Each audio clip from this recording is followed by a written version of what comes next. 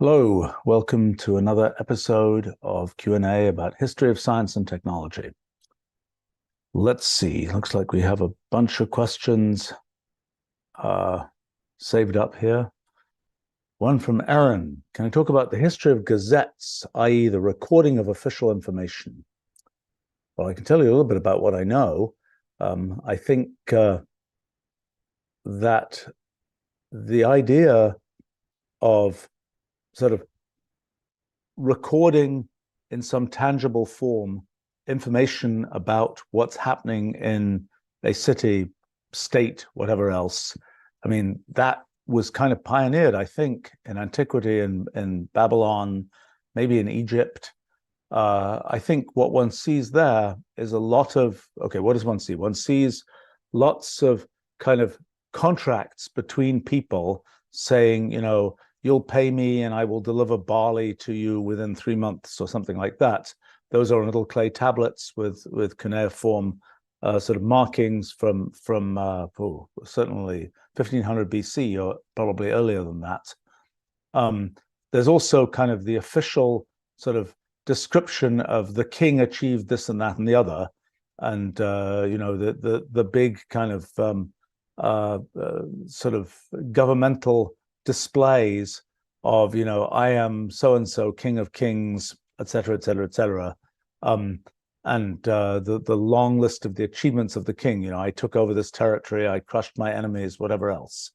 I think my impression is that by Roman times, there was a fair amount of information that was being collected from typically tax collectors going out to the empire, so to speak.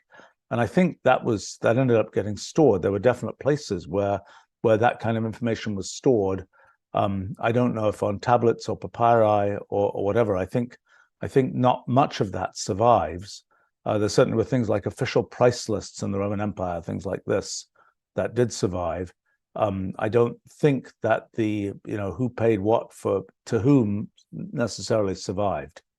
I know that the kind of classic place that was the origin of kind of statistics, properties of the state, so to speak, was a thing during much, much later in the 1600s in England. A guy called John Graunt, I think, Graunt, produced this thing called the Bills of Mortality, rather grimly during the Black Death, probably 1665, I would guess, in London. This is kind of a summary for the city of who died how in this particular week, and that was an early example of kind of a delivery of a kind of a global piece of information about what was going on. I think in terms of sort of the collection of information and its organization, I mean, another famous example of this is already the 1800s, was John Playfair, I think, produced this thing. What was it? Statistical Breviary, maybe. It's a book which has pretty good visual representations of the time series, effectively, of what amounts to what we would now call GDP of countries and things like this. That's much later.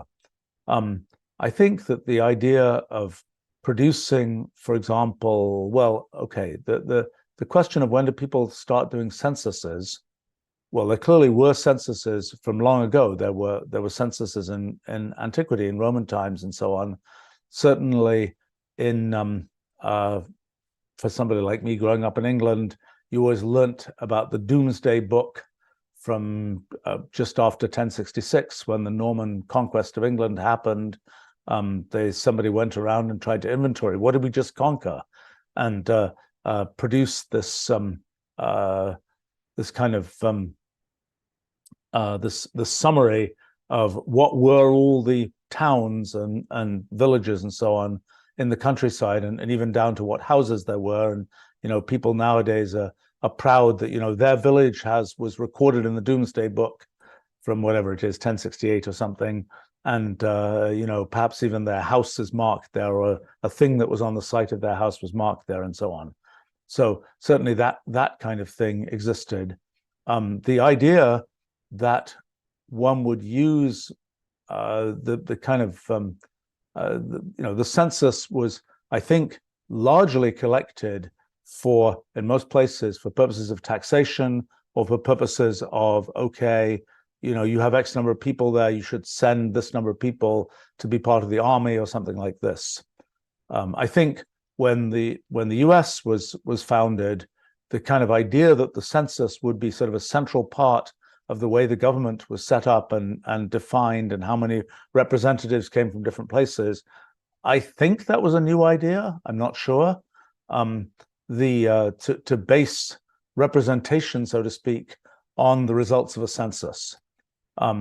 Certainly around, well, by that time, well, there were, I don't know what happened. For example, in France, in the time of Napoleon and so on, Napoleon was a very organized fellow among all sorts of other things, but set up a lot of kind of structures that probably many of which still survive today, that were kind of census-like things. And I don't know. I would strongly suspect that there was pretty organized by that point in places like France. So that's kind of what I know. I think the concept that the census is public information, that's a pretty US-centric concept, I think, at least in its origination. The idea that it's, I think it comes with the government, by the people, for the people type thing, that, okay, government-produced documentation becomes in the public domain for the public. I mean, I know when, as collectors of lots of data about countries, it's sometimes been a challenge for us as we collect data for our knowledge base. That's probably a decade ago. I remember hearing from the European analog of the FAA. The FAA distributes certain kinds of data freely as a government organization in the US, but the analogous organizations in Europe are like, well, we don't have the same setup as the US. We're trying to make money from our data type thing. Where that's what we do as a government kind of thing, rather than it's kind of by the people for the people type thing, where all of that government data is freely available. That seems to be a particularly US centric idea. Same is true in England, for example. Things like the maps, the so-called Ordnance Survey mapping of the country, was absolutely not freely available. In fact, when OpenStreetMap, Steve Coast, who was a former intern of ours who ended up creating OpenStreetMap, his original goal was sort of free the maps that the UK government claimed were Crown copyright kinds of data. And eventually the sort of the maps were effectively reverse engineered. And that's what gave us OpenStreetMap, which is very widely used as kind of a mapping, a foundation for mapping. We certainly use it in Wolfram Language and Wolfram Alpha and so on. But that was, so the convention, the idea of what was the property of the government and what was sort of for the people, different in different places. And the US was very much on the for the people type thing. So a few things to say about that. I would say that in terms of, usually information gets collected by governments and things when there's an obvious kind of tax or other related purpose in doing that.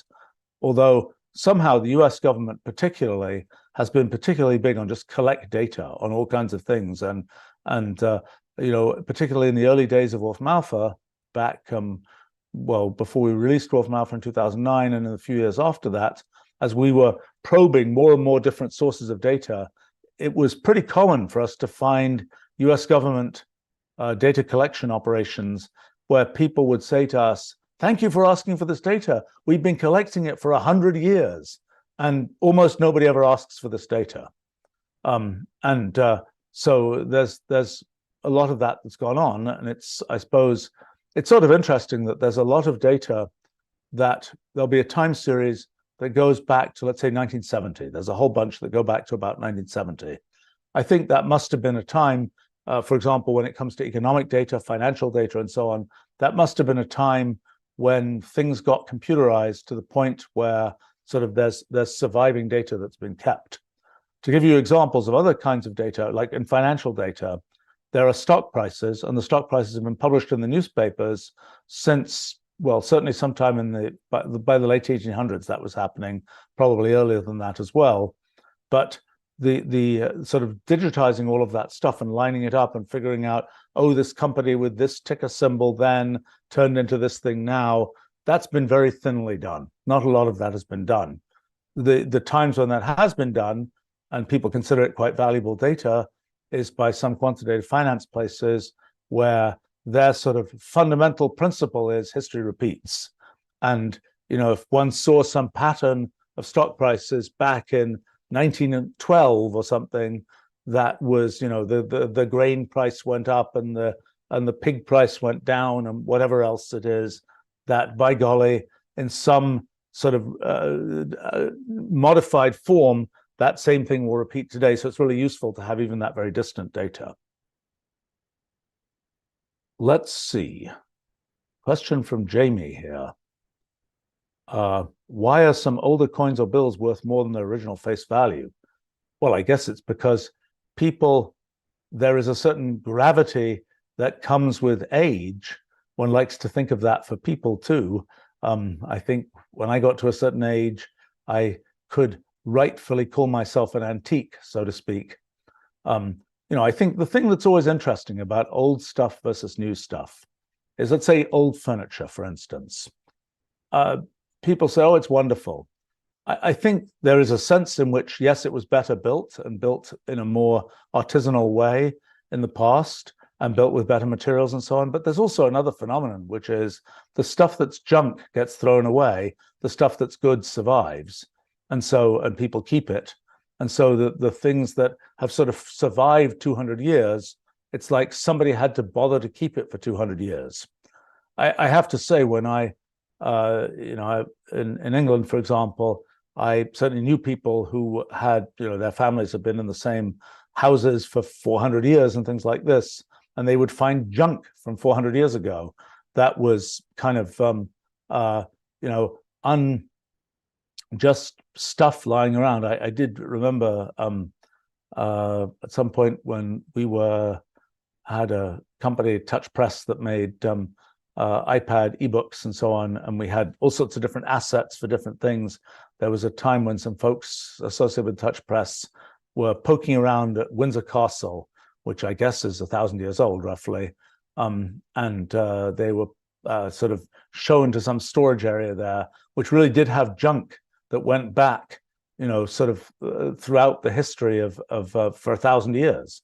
And, you know, probably when things have been just, oh, let's put it here, we'll just store it here, and nobody paid attention to it, there can be not such high quality stuff that survives a long time. But by the time it's passing through many hands, somebody's going to throw it away if it's junk, so to speak. And I suppose you see the same thing with books, for instance. If you say, oh, but, you know, back in the day, people were writing such wonderful books. Well, actually, if you go look at the Internet Archive or something and you look at scanned books where somebody has scanned sort of everything that was out there in 1865 or something, there's a lot of junk. There's a lot of things where it's like, this is a book, you look at it, it's kind of somebody's very ponderous essay on something that says absolutely nothing, and it's just, you know, pure fluff. But yet our impression is, you know, there were great books back in the day, and that's primarily because the great books survive and get reprinted, the fluff dies out. Of course, there will be some good stuff that dies out because people didn't understand that it was good at the time when it was sort of soon after the event, so to speak. And so you have to kind of, so it gets lost. And that's why, you know, I don't know whether some works from antiquity were lost because in the period right after, let's say, the fall of the Roman Empire, people were like, this isn't very interesting, who cares? Or, you know, the monks who were copying things or whatever just were like, we don't happen to care about this, or we think it's shocking or whatever else, you know, let's not preserve this. And then perhaps those things get rediscovered. And this is a remarkable thing that sort of seems to happen with some regularity. that you would think that the past, if we didn't know what happened back then, we'll never know what happened back then. But actually, things start showing up. Somebody will notice that, oh, by the way, somebody wrote some new thing on the back of a manuscript from that was a copy of something that Archimedes had done. That was a thing that happened maybe 40 years ago, something like that. That was sort of a new I'm trying to remember. There was also a Leonardo one where that happened. But that's a thing that seems to happen. Things seem to show up that one didn't know were there. One example I know, the Babylonian astronomical diaries, which were a record, talking of what records were kept, was a record made every day somewhere in the Babylonian Empire, maybe of the state of the heavens, the weather, the price of grain, the height of the river. Actually, the height of the river probably tells when it was in Babylon that this was done, because I think there was a specific river there.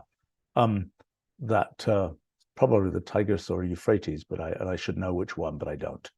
In any case, the thing that those astronomical diaries were made every day for 700 years, and presumably copies were made of them.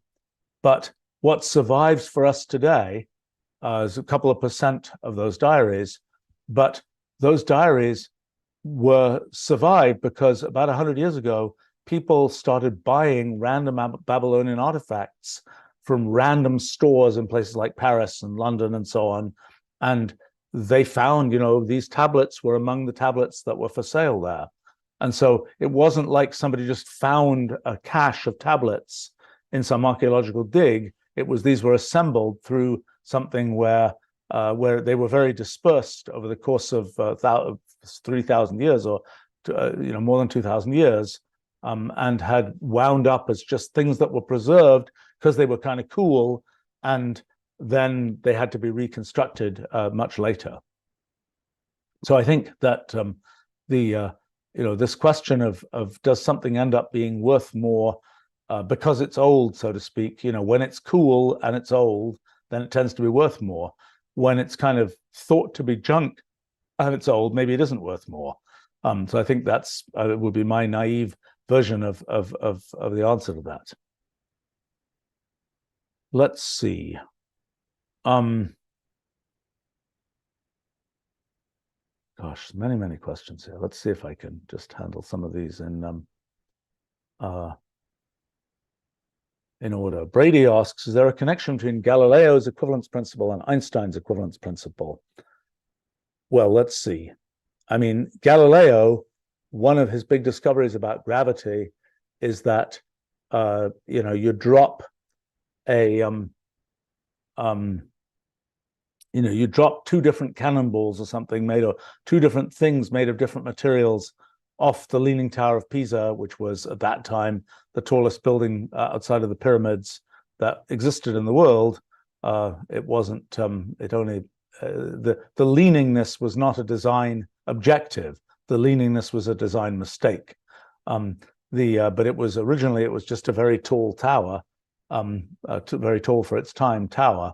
I think it wasn't until, what was it, the Empire State Building in New York and things got built, that there were sort of structures that beat the pyramids and beat the Tower of Pisa and so on for height.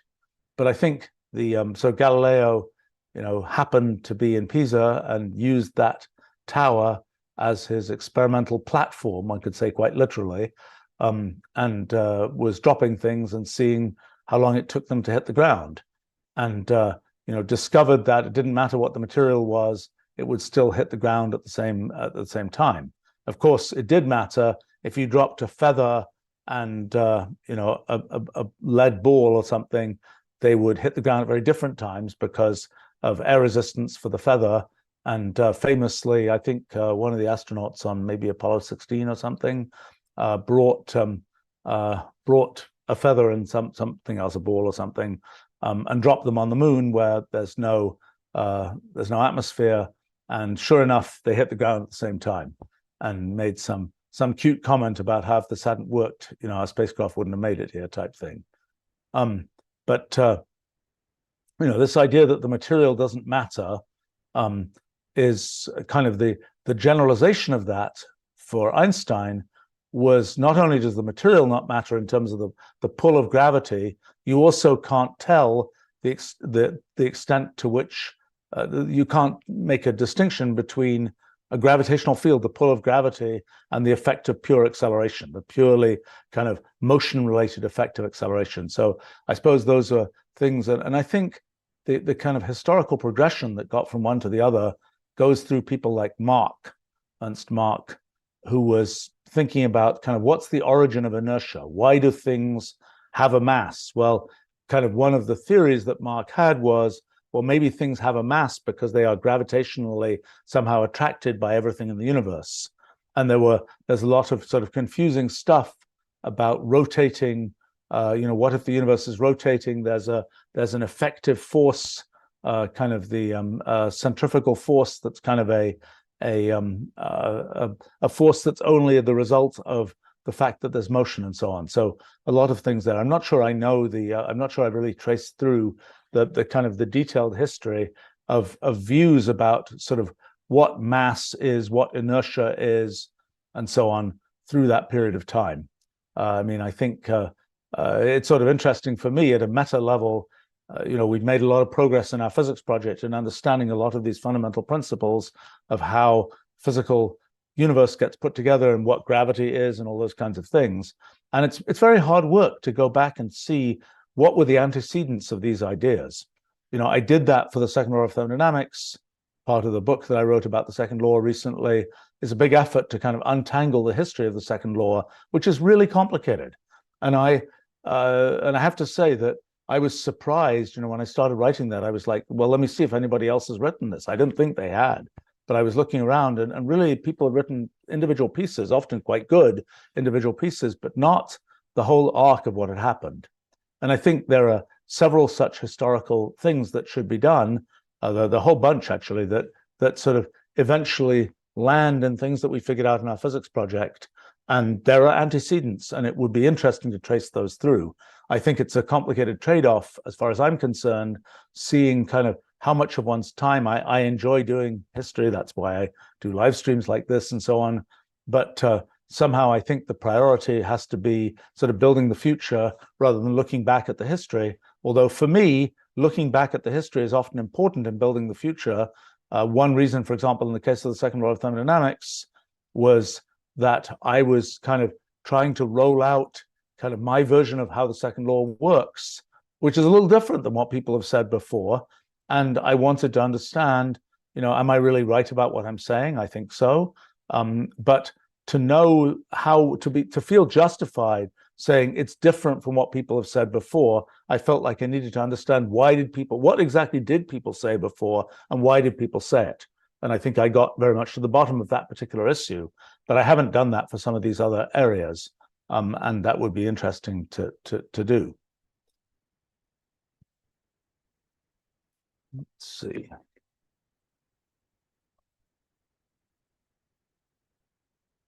Epi comments. Important work from bright minds gets shelved, and then we discover the work decades later and put it to use. Have you thought of ways to reduce this happening so much? Look, the issue with that tends to be a different phenomena. One thing that can happen is the person is just in an obscure place and not well connected to getting the word out. Let's put that aside for a second. The more common case is there is something which somebody discovers, but they don't really have a context for the discovery.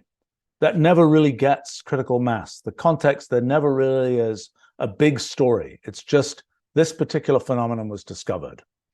And it takes often a long time for the context of that discovery to be clarified.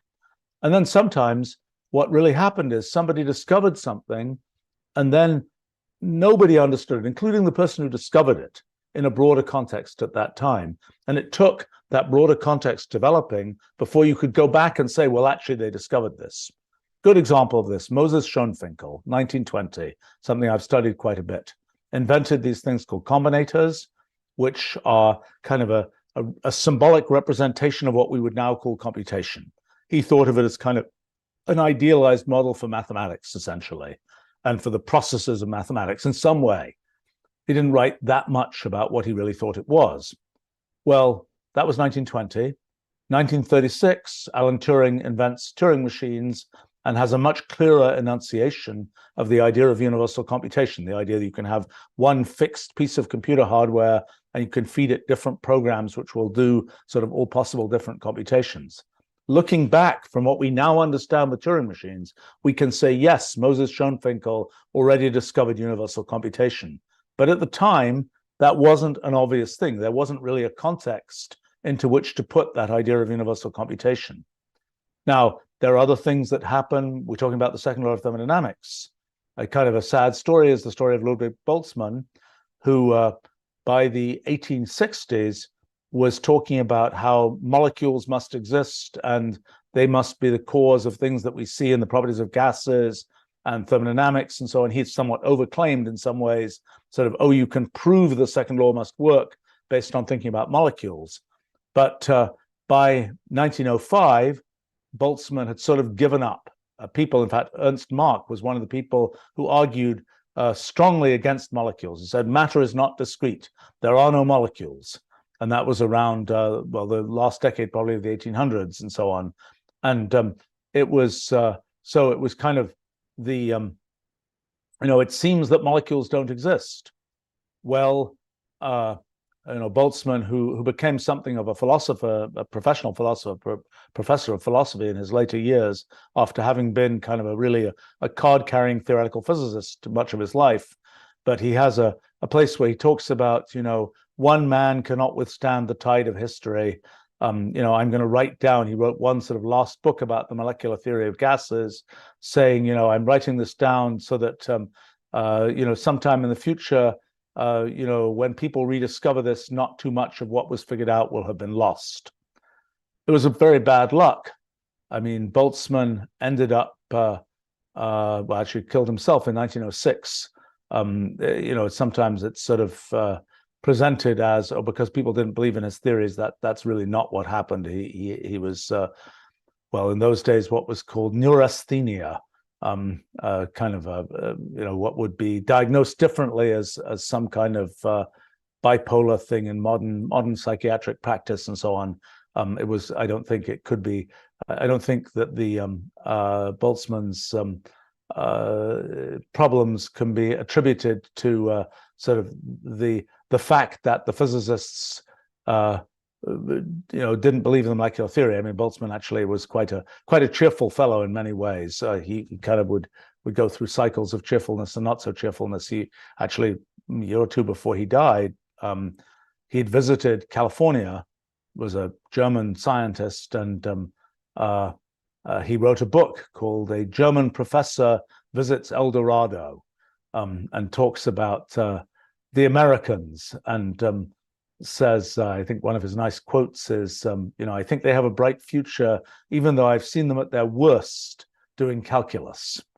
And he visited actually the Berkeley, University of California in Berkeley, when it was a very young university, just at the beginning of the 20th century.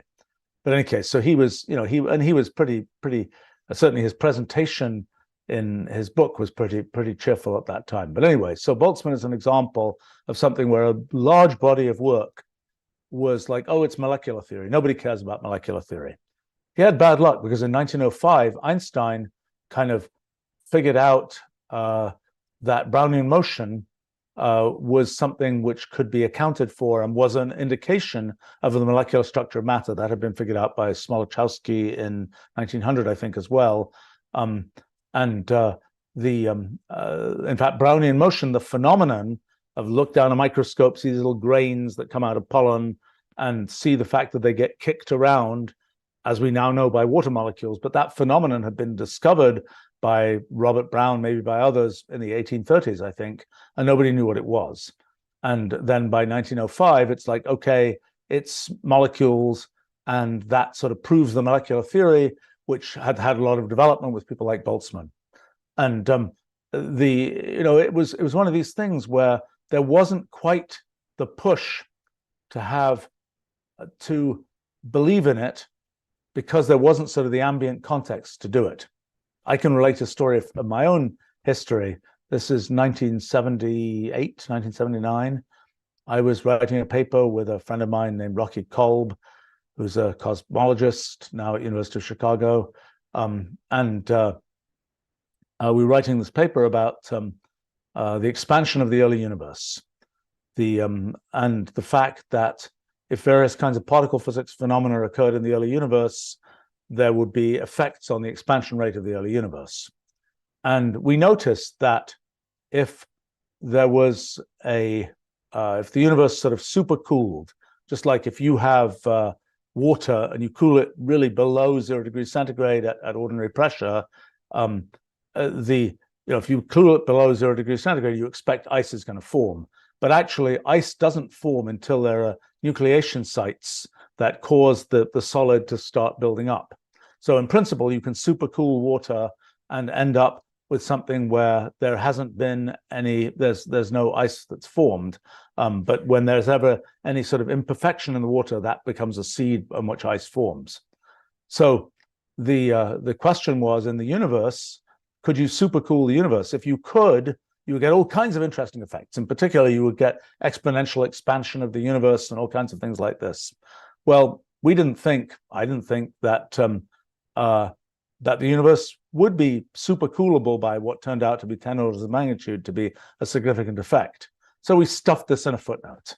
We said, if the universe was supercooled by this huge amount, then you would get exponential expansion, and that would solve various problems in cosmology. Okay, put that there. A couple of years later, maybe a year later, I forget, other people came along and said, you know what? This idea that you can have this exponential expansion period, the things that it solves are so important that even though it seems very implausible that you could get that kind of supercooling, we're going to make a whole theory based on it, and that became the inflationary model of early cosmology, so to speak. I think in the end, in our physics project, that all gets sort of washed away as we see the dynamics of dimension change in the early universe and so on. But that's a different story. The point there was that that was a phenomenon that, yes, one could see the phenomenon. Yes, we could, plant a flag and say, yes, we discovered that scenario, but we didn't make the kind of noise about it that subsequently got made and that made people sort of forget the fact that there were these horrendous assumptions that were being made and say, yes, this is important. We're going to build a theory around that. And that's not an uncommon thing to see happen. I mean, in my own work, looking at kind of how simple rules in the computational universe produce complicated behavior, having discovered that phenomenon in things like Rule 30 and so on, one can go back and see the sort of signs of that phenomenon all over the place. I mean, for example, John Venn, inventor of Venn diagrams, had a book in the 1850s maybe, where he wanted to show a random walk. It was the first sort of drawing of a random walk one knows about. And what did he use to make the randomness in the random walk? He used the digits of pi. And the digits of pi are very much the same kind of story as something like Rule 30. There's a rule, but yet it makes apparent randomness. He didn't really comment on that. People realized that there was sort of apparent randomness in the distribution of prime numbers, but they mostly commented on the regularities that were sort of mathematically accessible. There wasn't really a framework for thinking about complicated things and thinking that complexity as a phenomenon was something worth studying. And so that was something, well, I had the fun of figuring that out. But that was a thing which needed that kind of context. And that's, the fact that it needs this big chunk of context is what led me to eventually make this big book called The New Kind of Science, that is about the context needed to understand the science around what you see in the computational universe. And that's, that 1,200 pages is the chunk of context that I think you need to get an idea of what's going on there. Even that was not enough for many people, well, some people at least. I think over the years, that's tended to be something which people have felt, yes, it really does communicate what it wanted to communicate, which is nice to see, even though it takes a few years for it to be realized. I mean, I know in the preface to A New Kind of Science, I say right there, as of right now, people will find a lot of the things in this book surprising and hard to believe. Eventually, in time, they will come to seem obvious. And, 22 years later now, 21 and a half years later, we're definitely on we're rolling down the obviousness curve. To some younger people, like some people who've worked on our physics project, many of the phenomena in NKS, new kind of science, like computational irreducibility, are like, it's obvious. Of course, it's got to work that way. And but for people coming into that from the other side, so to speak, not having grown up with these ideas, it's like, how can that work? How can it be that way? That's a very common phenomenon. I think this question about how to sort of prevent things which were worth discovering, how do you, I think bringing discoveries that need context, sort of highlighting this is really hard. I mean, you just have to, I suppose the best thing I can say about this is that when I see discoveries get made in science, there are many incremental discoveries that do not need conceptual development. They are a particular experiment, a particular technical innovation, these kinds of things. They are a discovery where the overall concepts don't have to be redefined. It is merely, and now we know there's a higher temperature superconductor, and now we know there's a particular biological signaling pathway or something like this. But the conceptual framework is the same. I mean, I see the same thing with language design in Wolfram language. There are things where there is a conceptual framework for mathematical functions, let's say. Oh, we've got another mathematical function. It's the appelf2 function or something. There's a conceptual framework. We're just wheeling in another function that fits into that conceptual framework. And then there are things that really require new conceptual development. And that's happened a whole bunch with our physics project and with the Rouliad and other things like this. They're really new conceptual development. And I think that for many people in science, that's very unusual. It's almost unheard of that, people can go through their whole career with not much change of the conceptual framework. And, I noticed this, I was realizing this recently as I was thinking about, podcasts I've done and things like this. And it's like, well, I do ones with like physicists, I do ones with philosophers. And also, when I've talked to groups of people and things, it's sort of interesting because the physical scientists often are like, they are used to technical complexity. They're not used to conceptual complexity or conceptual change. And they get very confused by it. It's like, but aren't you saying something which is conceptually the same as has been said before? Well, no, actually. It's like, well, it must be conceptually the same, even though it's technically different. Well, no, actually.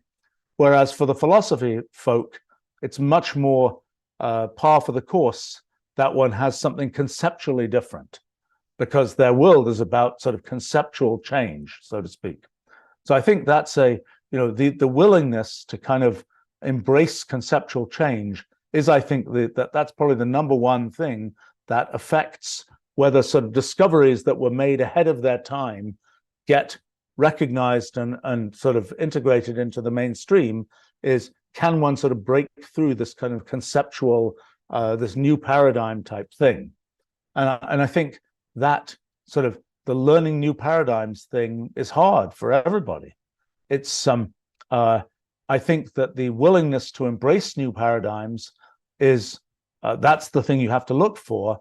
And for example, as science gets more institutionalized, it becomes more difficult to accept new paradigms because it's like, well, we've got to, every biology paper must have a this or this or this or this or this. Oh, whoops, it's theoretical biology that doesn't work that way. Well, wait a minute, how do we deal with that? We don't have a way to deal with that. We don't have the same value system of did you do a double-blind clinical trial? That's not really relevant if what you're doing is a computer experiment. You could apply that methodology, but it would be silly. So it kind of a field which has developed to the point where it's heavily institutionalized and where its paradigm is institutionalized, where in a sense it's kind of like every paper has to hit the this of the paradigm. That's kind of how you prevent the possibility, how you end up with submerging things that require a new paradigm to understand them. So I don't have a great answer to that, but I think this willingness to accept conceptual change is something that is important. And it goes along with the general thing that I suppose might be a mantra of mine, is kind of learn to think rather than just learn to do things in a particular mechanical track.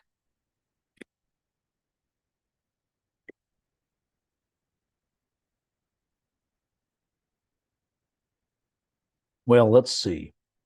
There's a question here from Giovanni about the development of string theory and whether its inception was within mathematics. Has it yielded tangible technological advancements? So string theory is a bizarre story of scientific development. Let's see if I can get it right.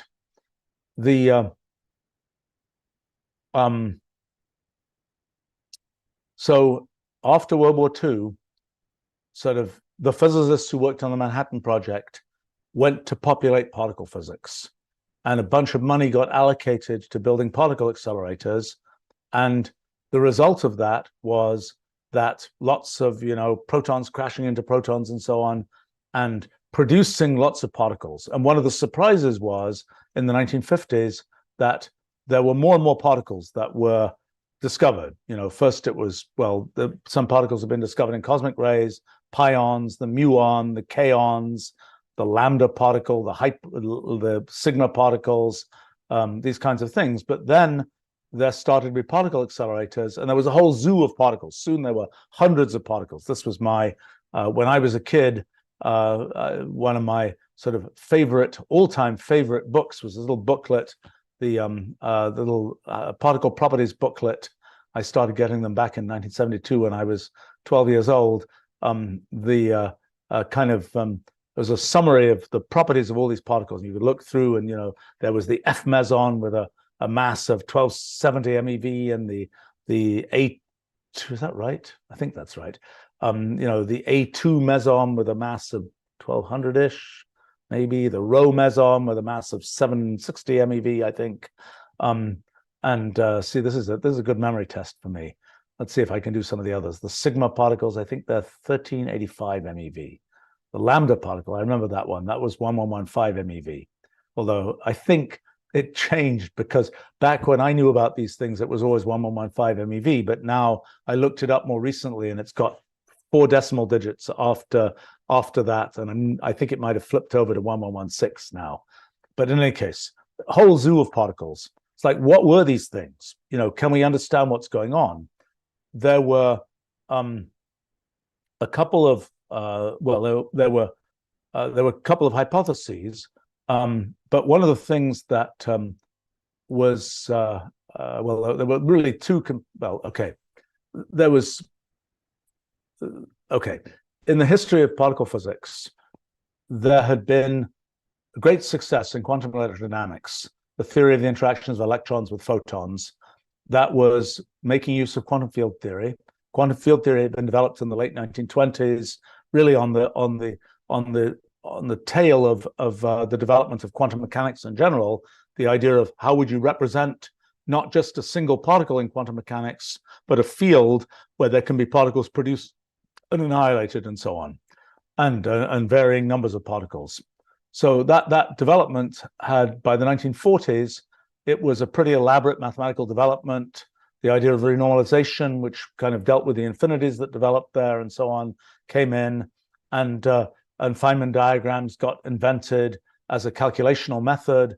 And by the 1950s, people were calculating away, and you could work out the precise probability for an electron to scatter against a positron, or the exact anomalous magnetic moment of the electron, things like this. You could do that by doing these very elaborate calculations with Feynman diagrams, with more and more elaborate diagrams, trying to work out more and more precisely the predictions of quantum electrodynamics. And it worked really well. And there were a bunch of things discovered which said, yes, it agrees with quantum electrodynamics. We've got a great solution there. The problem was that the calculations of quantum electrodynamics relied on the fact that you emit a photon, you emit another photon. The chance that you emit 2 photons is much smaller than the chance you emit 1 photon. And there's a quantity, the so-called fine structure constant, value about 1/137, denoted alpha, and roughly the fine structure constant tells you the probability to emit another photon. And so you emit one photon, probability alpha, emit two photons, alpha squared, the three alpha cubed, and so on. So you can make this kind of power series of how many photons did you emit, and it's a rapidly, the numerical contributions, at least nominally, are rapidly decreasing. Okay, footnote to that, actually the true formula is that in the kth order of so-called perturbation theory, the typical contribution in quantum electrodynamics is square root of k factorial times alpha to the k. And so for large k, actually the prefactor wins and everything blows up, and that's still not well understood. Let's put that aside. People didn't pay attention to that back in the 1950s when calculations in quantum electrodynamics were happening. And it looked really good, looked like you could really calculate things. Problem was, not everything had the kind of very weak interaction strength that electrodynamics has. In particular, the strong nuclear force that binds atomic nuclei together, and that was, Yukawa, Hideki Yukawa, 1935, had suggested that there was this thing called the pion, which became called the pion, which was the sort of a particle that got exchanged, the analog of the photon, but a thing that would bind nuclei together. Problem was that the analog of the alpha being 1/137 in quantum electrodynamics was at best a coupling constant, as it's called, of order 1. So you couldn't really make this series where you say, oh, there's one photon affects two photon affects three photons, and they get progressively smaller. It's like everything was all put together. So the question was how to deal with that. And that was one thing. Then there was this kind of zoo of particles being discovered, and there were different hypotheses. So one was, let's figure out a way to do something like field theory, something like what was done in quantum electrodynamics for the strong nuclear force, and various kinds of limits of zero mass pions and things were studied. That led to one branch. The other branch was what was so-called S-matrix theory, where it's like, let's not think about the mechanics of how the interactions happen. Let's just say particles come in, something happens in the middle, particles go out. Let's just look at the comparison of what comes in and what goes out. Let's just look at the overall effect of the interaction. That the S-matrix was an idea that had been introduced by Werner Heisenberg. Actually, I just recently learnt the origins of the S-matrix idea, which are something I absolutely didn't expect. So Heisenberg, back in the 1920s, had been, quantum mechanics was in, everything looked like it was being discrete. There were all kinds of, all kinds of discrete energy levels in atoms, discrete spin values for particles, lots of discrete stuff. And so the assumption got made that space would also be discrete. And that's a thing that, in fact, it seems like I'm sort of accumulating the list of people who thought that. I recently learned that Niels Bohr thought that Werner Heisenberg thought that space would be discrete. It's sort of ironic because a big piece of the origin of our physics project is the idea that space is discrete, which 100 years later was completely shocking until we started to sort of work through how that really works out.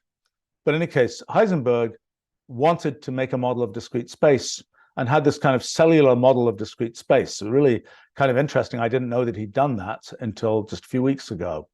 And apparently, in the effort to do that and to make that consistent with relativity, which was very hard to do, he sort of threw up his hands and says, let's not look at the mechanics of how the particles interact. Let's just say, how did they come in? How did they go out? That led to the S-matrix idea. So then people had the idea of, well, let's just look at the properties of the S-matrix. We know, for example, that as we kind of change the momenta of the particles that are coming in, the S-matrix should vary, the probability of interaction should vary as some function of the momenta. It should be a function that has certain properties. It should have certain analyticity, certain smoothness properties. It should have certain invariances under so-called crossing, swapping particles and antiparticles in the initial and final states and so on. Let's just not worry about what's happening inside. Let's just say it's just an S-matrix and it has certain properties as a mathematical function, so to speak. And that was sort of one side of things, was the S-matrix approach. The other side of it was the field theory approach. Let's see the mechanics of what's inside. sort of in the middle of that was, what are all these particles? Do all these particles have sort of a mechanical explanation? In the end, it turned out they were all made of quarks. That was a thing proposed by Murray Gell-Mann and George Zweig around 1964.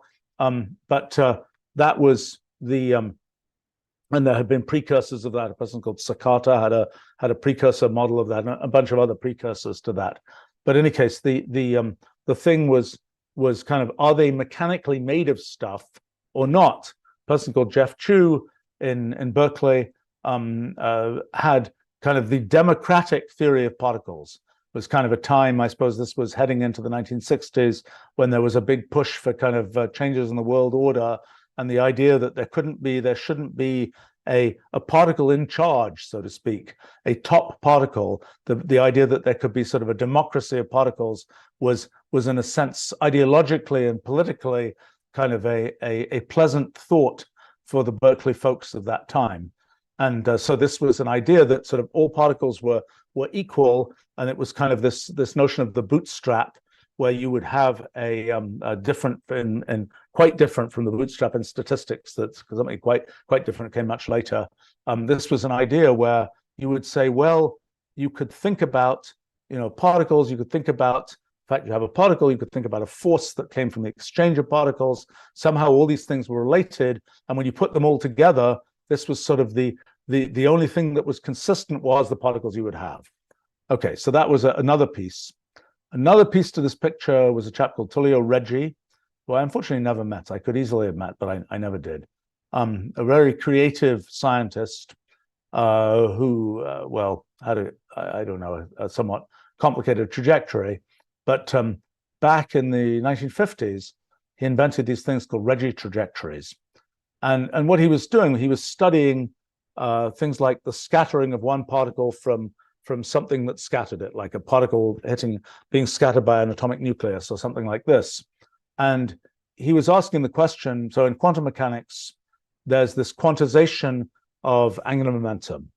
And he asked the question, and so you would have angular momentum, J equals 1, 2, 3, 4, et cetera, et cetera. Reggi asked the question, well, what happens if J is a complex variable? It's a continuously varying thing. What happens to these so-called scattering amplitudes?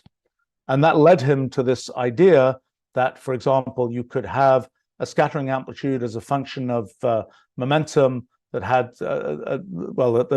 where you looked at this angular momentum in the complex plane.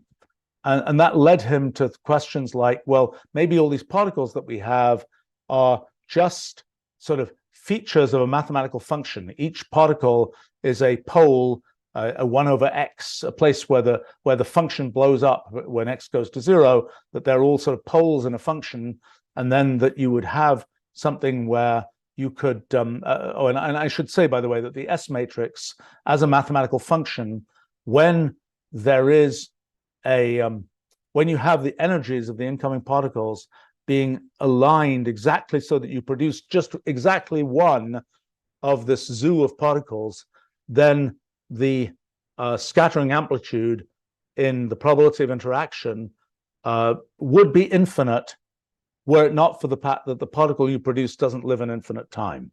So it is a pole in the S matrix, an infinity in the S matrix associated with the production of a single particle if that single particle lived in infinite time. If it lives only a finite time, it kind of gets smoothed out a bit. But in any case, so the idea of Reggi poles that corresponded to these particles led to these sort of diagrams where you would plot the mass of the particle against its spin, its angular momentum, and you would see that roughly particles lay on straight lines. The particles that were being discovered lay on straight lines in these Reggi plots, so to speak. So that was another piece of sort of the picture that was kind of on the S matrix side. Okay, so into all of that came, I'm trying to remember the order in which all this stuff happened. There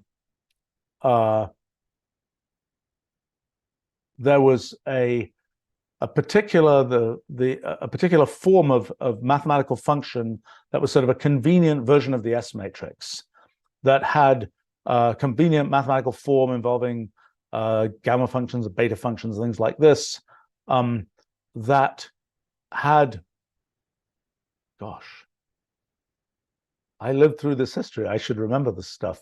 It was due to a person called Gabriele Veneziano, who invented this particular form of the S matrix. And let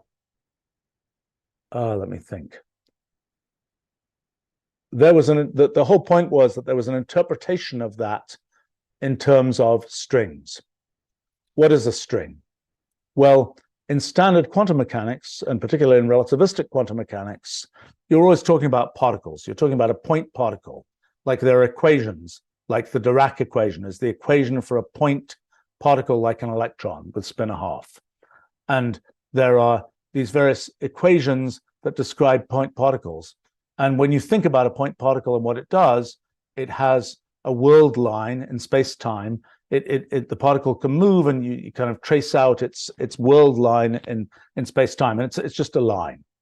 Okay, so people have been interested in, well, how do you generalize that, even sort of at a mathematical level? How do you generalize that to a world sheet where you have a whole string that is moving through space-time, moving through space and time? And one thing that was true about particles was that you could define kind of what world line a particle would make using a principle of least action, using a kind of optimization principle. The particle will follow the trajectory that corresponds to the path of least action. And so you could imagine generalizing that to this extended object and its world sheet. Instead of the world line has a particular form, the world sheet has to have a particular form. Now I'm trying to remember the and I'm sorry, this is what happens when I get close to a piece of history that perhaps it's harder to disentangle it. The Veneziano amplitude, the form of the S matrix that had an interpretation in terms of strings, and then this idea of sort of this physical layout of strings propagating through space-time. And I remember when I was, you see, this is fragmentary memory, I'm afraid.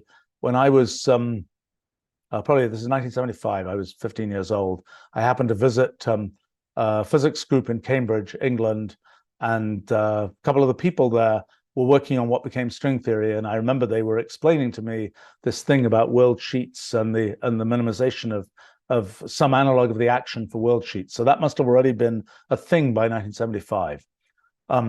Those were sort of the leading people, some of the leading people who invented that stuff. So maybe it wasn't terribly old by that time, might be 6 months old or something. But in any case, the original idea of string theory was it was part of a theory of strong interactions, and it came out of this kind of very mathematical construction.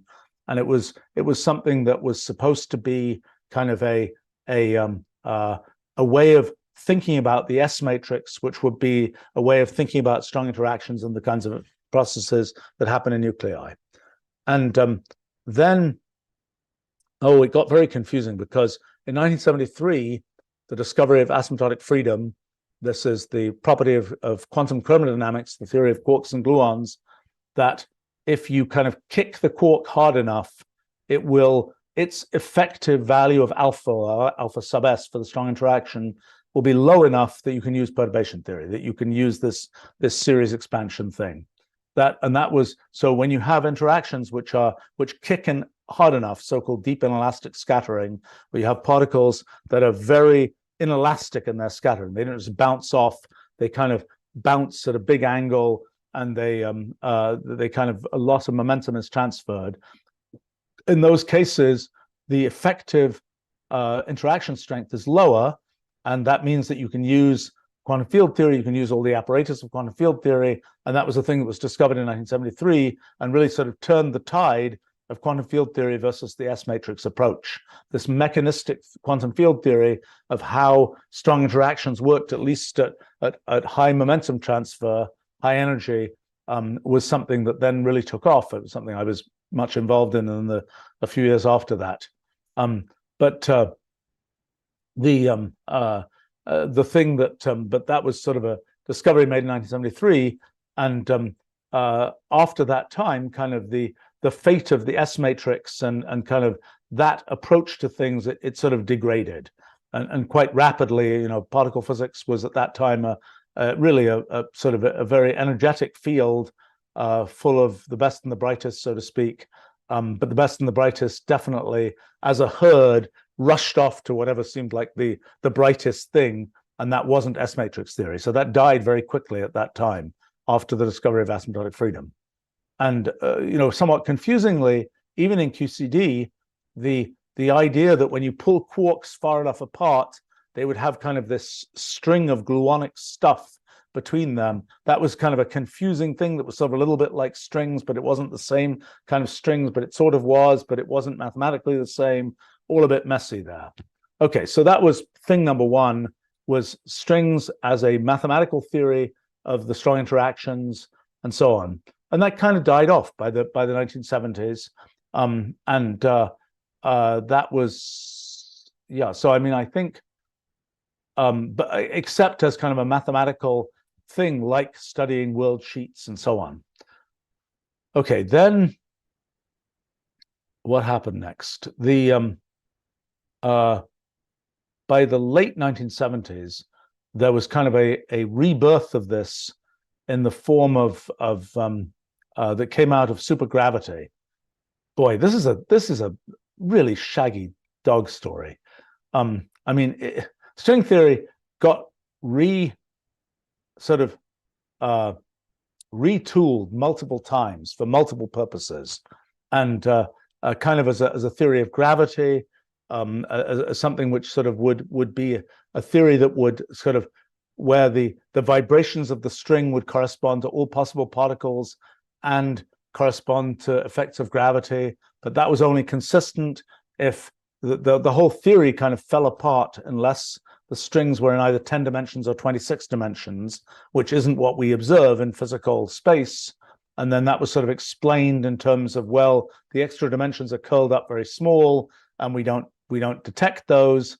And then that led to a bunch of development of kind of the expectation that there will be a bunch of particles that would be additional particles, the super partners of existing particles, and those weren't discovered. And so that was kind of a downer for that. And what's sort of ironic is that the ideas of S-matrix theory are back in there's the thing called the conformal bootstrap, which is very similar to in fact, it's the same thing as the original bootstrap idea that was part of the democracy of particles back in the 1950s and so on. And the mathematics is all the same. And so things are sort of coming back along those lines. So, I mean, I could fill in more of this history, but I think it's ornate, and it's going to take me a little while to, it takes actually describing some of the physics of what's going on to see how this stuff works. And maybe we shouldn't do that right now. But I mean, in terms of kind of what's happened, well, okay, this question of sort of how do you make string theory the theory of kind of, world sheets and all that kind of thing, how do you make that kind of thing consistent? It turned out to be pretty hard. And that's what led to this 10 dimensions, 26 dimensions. Otherwise, you get sort of wiggles on the string that go faster than the speed of light and other sort of pathologies, unless you have those conditions. And then as one added sort of more internal symmetries to the strings and so on, it was kind of like, well, we can kind of get these different situations in which we get different kinds of theories. And eventually there was things called M theory that developed in the 1990s, I guess. That was kind of the ultimate sort of put in all the symmetries, put in all the conditions. It's the ultimate kind of unified thing that is kind of a representation of string theory. And that was that looked like, oh, it's so pretty that it must be the theory of how, it must be how physics actually works. But it hasn't, that hasn't been possible to kind of show that that's the case. My guess is that there is a strong way of thinking about string theory as a limit of the models that we've developed. And roughly the way that would work is in our models, okay, physics moment here. In our models, kind of there's this giant graph, hypergraph, that represents the structure of space. And one of the things that's notable is there's just this big graph. And you go from one node in the graph to another node in the graph. And you can think about yourself as as moving physically in physical space as you do that. But also it's possible that what's happening is that as you move from one node of the graph to another, you're sort of moving in some internal space. It's like in the case of QCD, one thinks about there being a color space where the particles can be sort of red, green, blue, not really red, green, blue, but that's just an analogy for mathematics. But really, there's some angle that's an internal degree of freedom of the particles, and something internal to the particles, an internal feature of particles.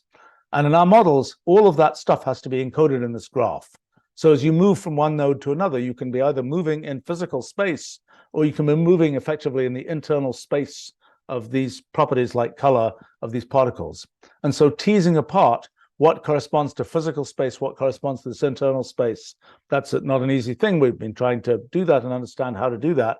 But my guess is that there will be particular ways of sort of factoring the physical space and the internal space that will be particularly elegant cases that will probably correspond to string theory. And whether that's, you might say, well, that's these isolated elegant cases, they're probably not what actually happens, but it's useful to be able to see those cases as kind of versions of the model that you can explore in more detail.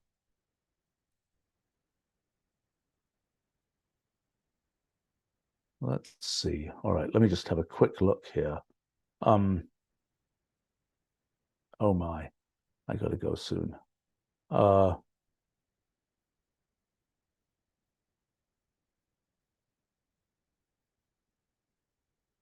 Let's see. I see a comment here about going back to the question about why are some old things gain in value. The comment being that some old things are worth more due to nostalgia. Eventually, it will lose its value again. It's sort of interesting, isn't it? I mean, for example, Egyptian antiquities were not really such a big thing. People just had pieces of, giant stones lying around and so on. And then folks like Napoleon were like, this is really cool. We're really establishing ourselves as sort of important emperors for the ages type thing by having our Egyptian antiquities hauled into our central square type thing.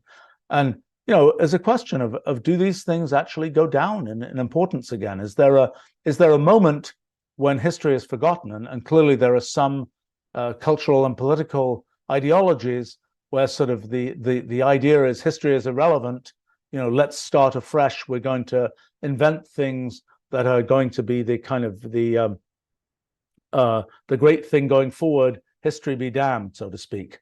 And it does seem to be a feature that you do see these cycles of, let's make the new. Yes, we're going to figure out all this stuff. The quotes, this time it's different motto, we can forget everything that happened before. I would say that the main lesson of history is that there are lessons of history, so to speak. That is, that perhaps it's because we're still the same species with the same human characteristics. Perhaps it's just because there are certain necessary features to sort of how things build on other things, sort of causal connections between things that lead history to have some degree of repetition. I mean, it's of course the meta question of history is there a theory of history?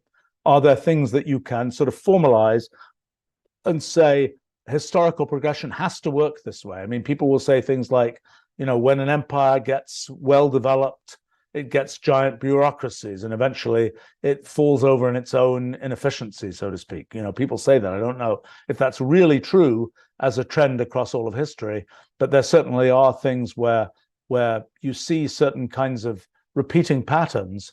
And, to say there's a theory of history, in part, it's like, well, let's take these particular repeating patterns and say, do we see these? And then on another side, let's say, is there a predictive theory of history? Kind of like Asimov's psychohistory idea, which my principle of computational equivalence and computational irreducibility kind of denies the possibility of that in the end, but there might still be some pockets of predictability in history. If it works this way, then this is how it must come out. In a sense, quantitative finance tends to be all about finding those pockets of predictability in history. So we know there is some of that. it's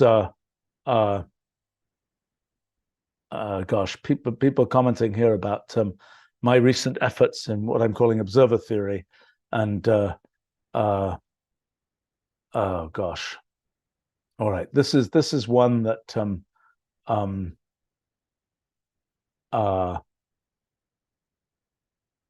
oh, lots and lots of interesting questions here. There's a question about the history of observer theory. Yeah, it's long and complicated and full of philosophy, and I don't know it.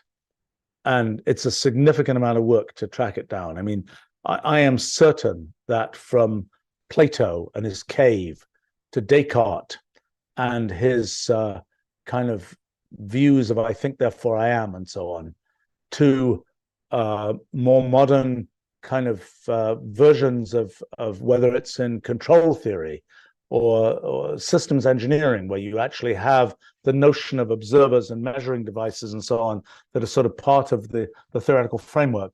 There are just many, many, many places where this kind of overall idea of making a theory of observers has come up. The kind of particular knitting together that I've tried to do, I think, has not been possible before, because one hasn't had these kind of this overall framework that's come out of our physics project and the Ruliad and so on, that lets one kind of paint this bigger picture. But I think there are antecedents of what I've tried to do in observer theory. There are lots of antecedents, and really piecing those together will be very interesting. It's a lot of work. And I think some of it will be, in a sense, back projected history. That is, now we can see with some clarity what's going on. We can project back and say, well, Descartes was more or less saying this if we translate the Latin the right way, and kind of, and we try and project back into his context, very different from our context. I think it's interesting to see this, and I think there will be probably some insights that will come from understanding that history certainly will be useful in terms of seeing, how does it relate to various kinds of Eastern strands of thought as opposed to Western strands of thought, these kinds of things. Those are really interesting questions, which, as I say, I have not taken the extra few months to try to dig into that. In fact, in general, I would say that sort of for me, I'm sort of hoping other people, and some people are picking this up, of looking at the sort of philosophical implications and the historical philosophical implications of a bunch of the things that we're doing in our physics project and so on. I think those are very interesting, and they really help to provide context for what we're doing. But it's a lot of work. As I say, I just did it for the second order of thermodynamics, and it was a lot of work there. And I think some of these other things are perhaps a bit more difficult than that, because in that case, there's sort of a mathematical result that one is aiming for. In the case of something like observer theory, the question of kind of what one is, how does one understand this notion of, the complexity of the world being projected onto a mind, and sort of many things have been said about that. The particular kind of way of understanding that I've developed, as I say, is very much born of modern paradigms in the physics project and so on.